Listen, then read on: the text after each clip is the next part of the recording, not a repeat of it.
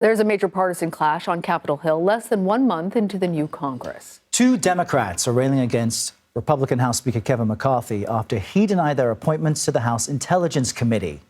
Congressman McCarthy said he, quote, cannot simply recognize years of service as the sole criteria for membership in a letter confirming his rejection of Representatives Adam Schiff and Swalwell. As you see there, he also wrote, quote, integrity matters more.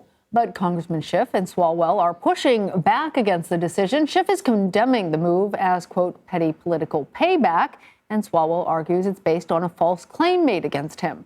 Joining us now to help sort through all of this and give us context is CBS News congressional correspondent Scott MacFarlane.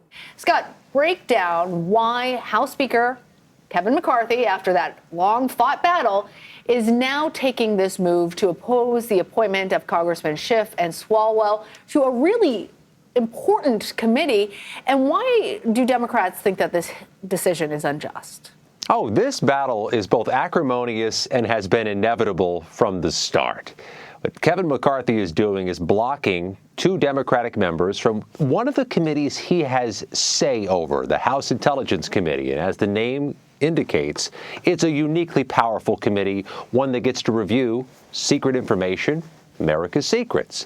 What McCarthy's arguing is that Swalwell of California and Schiff of California don't have the integrity to be on those panels or on that committee because of some of their backstory. Swalwell is accused in the past of having an association with a Chinese intelligence operative, one that likely he's answered for, but also would have no bearing on his current ability to be on the committee, he argues. And Adam Schiff led the first impeachment of Donald Trump, which McCarthy says questions his integrity. That's the argument McCarthy's making. Listen to the response a short while ago, first from Adam Schiff. The most significant impact is that he is continuing this destructive trend set by his party leader of tearing down our institutions, of degrading the Congress. And, you know, this new select committee that he's establishing is going to simply just bring greater discredit on the Congress.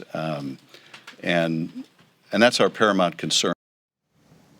Also seen in that image, Ilhan Omar, the Democratic Congresswoman from Minnesota, who the House Republican majority might move to block from a different committee, the House Foreign Affairs Committee, citing controversial statements she'd made in the past about Israel.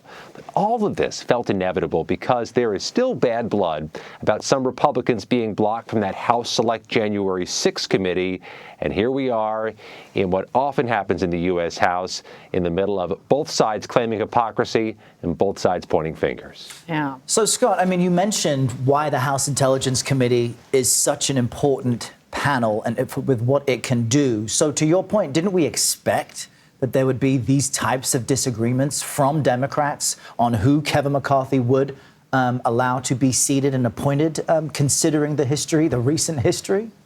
Both sides love these arguments. They're never at their most comfortable than when they're arguing over hypocrisy or your side does things more unfairly than our side does. Right. But this is different. This is them taking it to another level by booting the other party's members from committees. They take this very seriously, as they should, the committees they sit on and the work the committees do.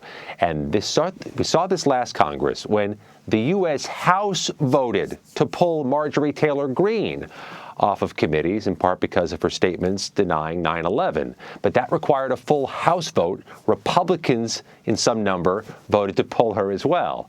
For Ilhan Omar, it would require a full House vote. All Republicans would have to be in lockstep to get her booted off a committee, and there are already some Republicans who say this is a step too far.